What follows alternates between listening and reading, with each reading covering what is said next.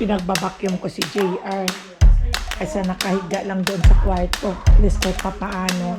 Nabibina siya mataba. Hindi siya malusog. Hindi kasi naalagaan isang buwan na wala ako. Ang sarap ng buhay ko sa Pilipinas.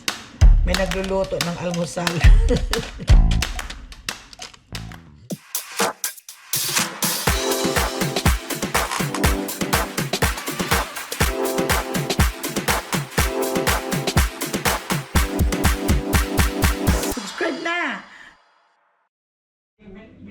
Welcome back to my channel, my friends and friendship. Gabi na naman dito, gabi na. At dito matutulog itong si Cash. Tingnan mo ang kalat nilang dalawa. Oh. Ayan. Si hi to Mama Ella Bolano Vlog. Ayan si Cash. Ate. Hi my friends and friendship, say it. Hi, friendship. Cash. Hi, friendship. Oh. Cash, you have to clean up now. So my Okay. mom's in the Ayan o, hindi mo ang gulo-gulo nilang dalawa. Pinagbabakyum ko si JR. Kaysa nakahiga lang doon sa kwarto. At least kahit papaano, nabibinat ang katawan. Dito kasi sa Amerika, kung hindi ka lang marunong ng recreation mo sa sarili, kung papaano igagalaw, ay talagang kain ka lang ng kain. Ay malamang na magkakasakit ka. Ang kalaban mo lang rito ay ang pagtaas ng blood pressure, pagtaas ng cholesterol. Dito kasi sa Amerika, dito lahat ng pagkain. Pag kumakain ka, kailangan na igagalaw mo ang katawan mo. Lalo na ang mga senior, mahirap talaga. Kaya kailangan diet.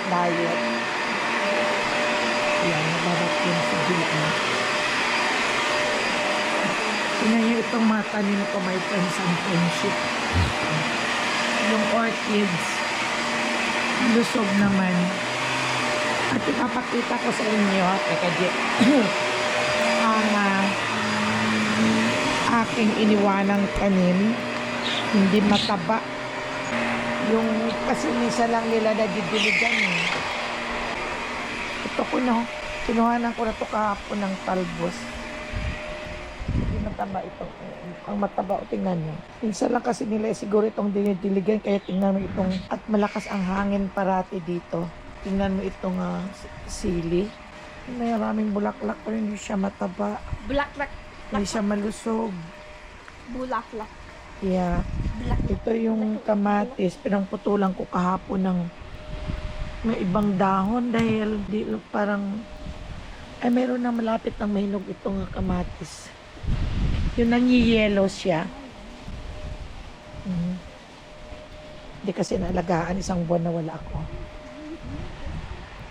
At update ko kayo sa kalamansi ko.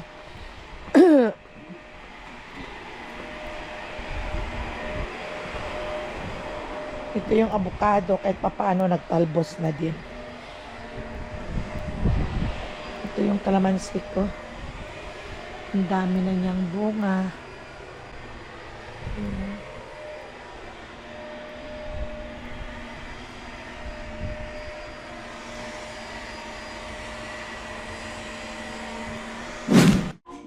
Oh. Wala. Kain tayo ng strawberry. Hey. Nilagyan ko ng konting asin at medyo maasim.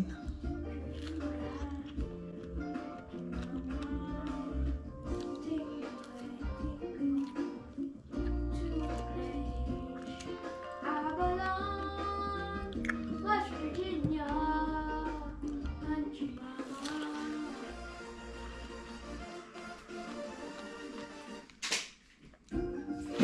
Naglilinis muna ako ng aking kuko. Yan, naglilinis. Nag-nail polish ako dahil ayaw kong madumi ang kuko ko. Gusto ko parating may nail polish. Don't play that, baby. Doon sa Pilipinas ako pag-manicure bago ako umalis. Nakakawalang gana kasi tingnan ang kuko pag hindi nalilinis. Wala naman akong ginagawa. Pero sarap sa Pilipinas, nagpapamanicure lang ako doon. Samantalang dito, lahat ay ginagawa mo. Dahil $20 naman ang $20 ang ang bayad pag nagpapamanicure ka dito. Sayang pa ang $20. Ako na lang at marunong naman ako at marami naman akong mga gamit. Sobrang ginaw. Parang nakagabi ang ginaw. Ngayong umaga mag-ginaw. Malakas kasi ang hangin. Pero grabe naman ito. Ito summer na ito ngayon eh. At sinisipon kami lahat. Lahat naman ng mga tao.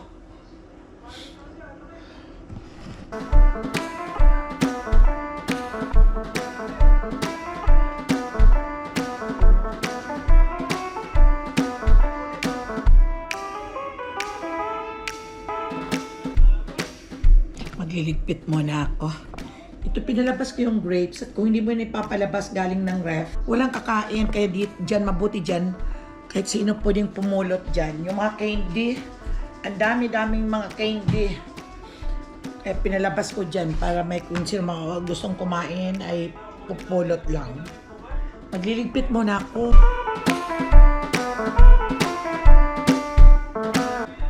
By June, ay magbabakasyon kami sa Lake Tahoe. Nag-rent ang mga bata ng Airbnb at kaming pamilya. At siguro mga 3 days kami doon sa Lake Tahoe.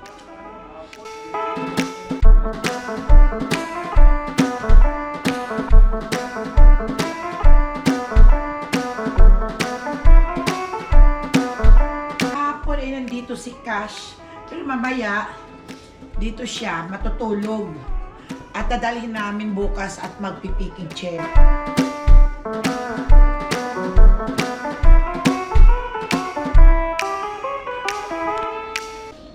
Tapos na kaming dalawang kumain, nanonood ng TV.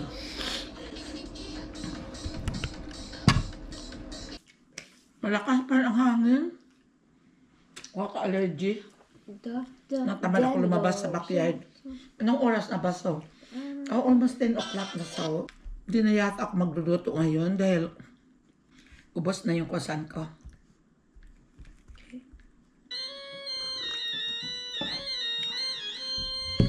Nagbulaklak na kasi ngayon ng mga prutas. Kaya maraming allergy.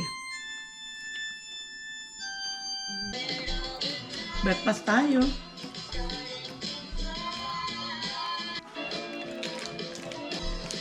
Sabi ko, back to reality na ako sa buhay. Sabi din ng mga anak ko, oh mama, back ka na sa totoong buhay mo na dito sa Amerika na ikaw ang wala ka ng katulong, ikaw ang lahat.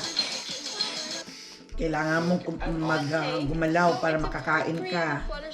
Ayun, ito nga. Diba po? Once a year lang ako maging prinsesa. Sa Pilipina, lip and lip ang maalalay ko. Visit Selena's gravesite with me in Corpus. Ang babait naman nila. Shout out pala kay Aida, kay Rosie, kay Archie, o sa family ni Rosie, kay saka yung dalawang maliit, ang batang makulit, si Kaylin. Alagaan lang ninyo ang ating bahay.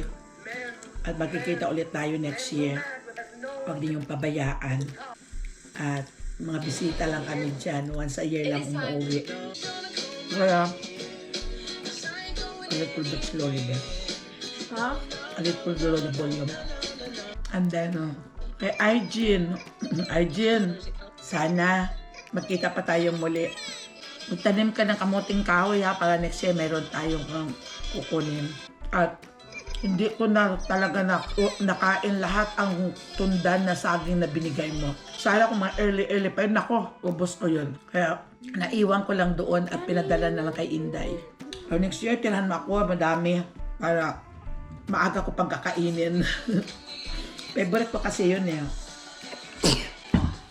Dinalahan ako ng tunday na saging ni Aijin, yung anak ni Aida na kababata kong kasama ko dyan namin ni Ining sa bahay. Yun lang. Dinalan ako ng mga 2 days before na alis ako. Hindi pa masyadong nahinog. Umalis ako nahinog na. Hindi ko makain lahat. Dahil paalis na ako. Kay Rose, kay Archie. Parati yung kunin ang bunga ng suha. Sayang nalalaglag. Ibigay sa gustong kumain. Ingat lang kayo parati. At see you na lang. Para sa aming dalawa. Kaya, binubusan ko muna ng malamig na tubig para madaling balatan.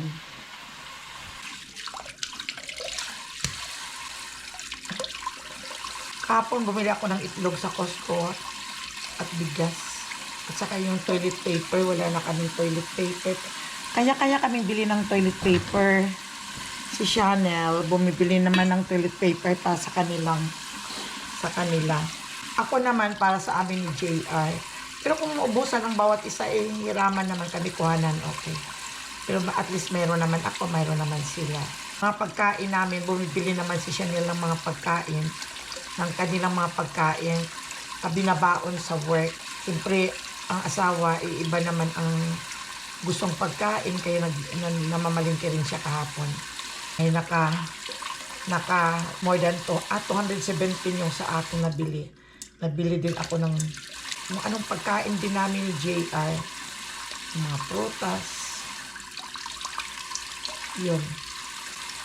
Hindi pa ako nakapunta ng Oriental Store dahil may mga ulam pa naman kami dito. Na may nabili ako kahapon sa Costco na beef. Gusto kong i-beef steak yun, pero hindi ako nakapunta ng Oriental Store. Hindi ako nakabili doon ng kalamansi. Masarap kasi sa beef steak na kalamansi ang ihalo. Ang binibili ko lang ay yung kalamansi na concentrate. Hindi katulad sa Pilipinas na sobra dami ng kalamansi. Left and right ang kalamansi sa Pilipinas. Makakain na kaming dalawa ni Zoe. Ang kinakain lang ni Zoe ay ang white egg. Kaya akin ang pula. Oh yeah, it's all. Allergy season kasi dito ngayon sa Amerika. Yun ang nagwiwindi. Yun ang nagdadala ng allergy.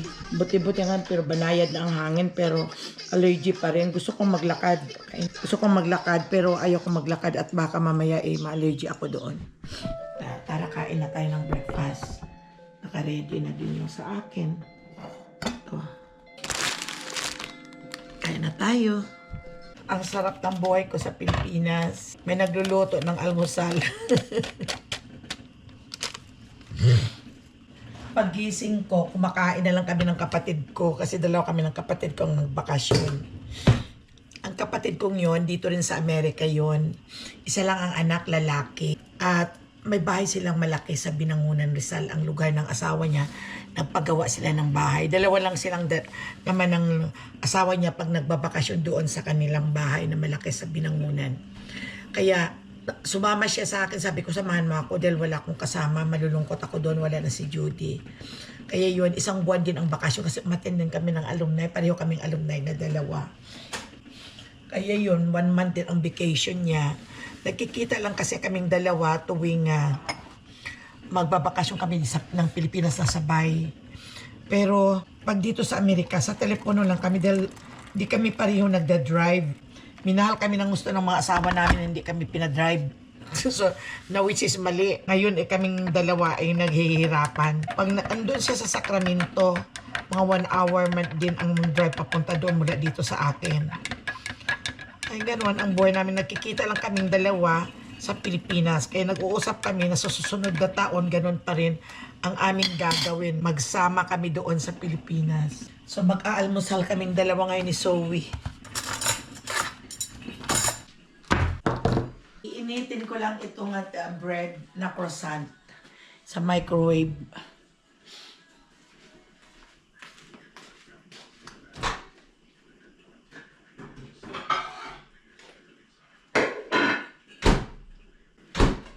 Hindi ka na.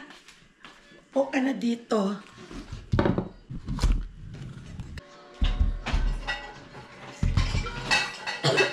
Gusto mo lagyan ng cream cheese, no? This one? No. Yeah. And me too, I don't want the cream cheese to put here. I just only want to put it in the bagel. Tastes good, huh? The croissant I introduced to you when we go to Hawaii, right? Come on now. What do you want? What drink do you want? Sobra kati ang mata ko sa allergy. Nung wala ako dito, sabi ni Zoe, pumapasok sa umaga ang mga parents niya. Kung wala siyang pasok, Saturday, sabi ko, sino ang nagbibigay ng food? Sabi niya, siya lang daw kumukuha ng cereal. Tsaka, natututo na din ang bata. Sino kasama mo ka ako dito? Tito Jarrell daw tulog at saka si Tito GR niya.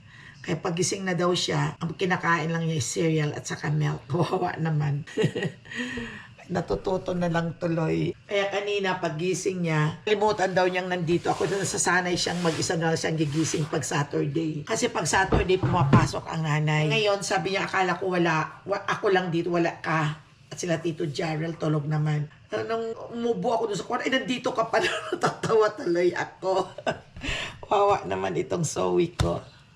Kahapon nag-Costco kami. Nagbili ng aking pangangailangan din. Ganon din si Chanel. So we're not going to hit the croissant, okay? You want to hit the croissant? Yeah, in the microwave.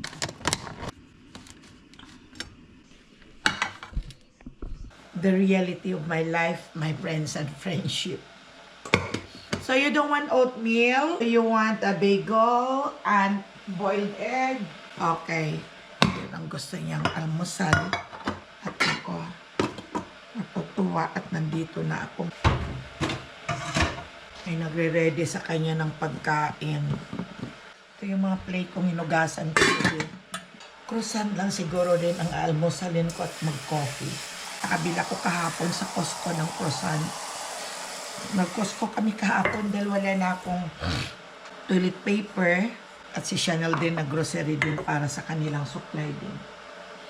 Kailangan ko palang magsaing, wala kaming rice. Ay, andun pa sa garage. Hindi pa nakuha sa garage. So, we gusto ang bagel. Mamaya na ako magsasaing at andun ang rice ko na binili kahapon sa Costco. Ang one sack hindi ko maibuhat. Si JR pagising, papakuha ko lang mamaya na ako magsasaing. Kukunin ko itong takip at hindi pala natakpan ang...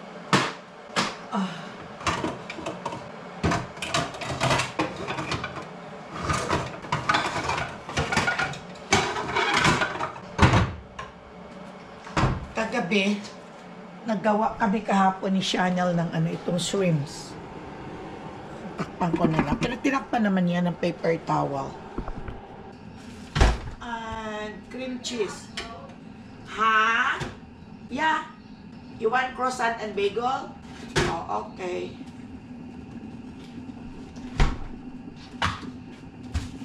Kumukulo na yung tubig. Ito daw ang gusto niya.